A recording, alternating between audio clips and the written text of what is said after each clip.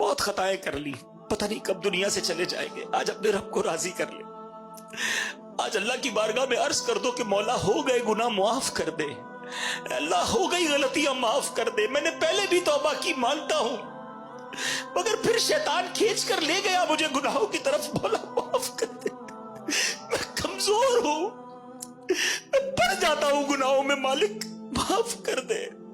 میرے دوستوں کی وجہ سے، میرے چاہنے والوں کی وجہ سے میں پڑ جاتا ہوں گناہ میں. مولا مجھے اچھے دوست بھی عطا کر دے، اور آج مجھے معاف کر دے. مجھے عذاب نہ دیجیو.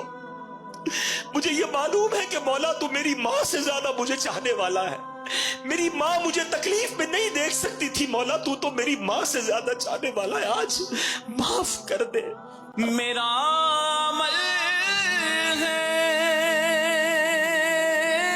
سیاہ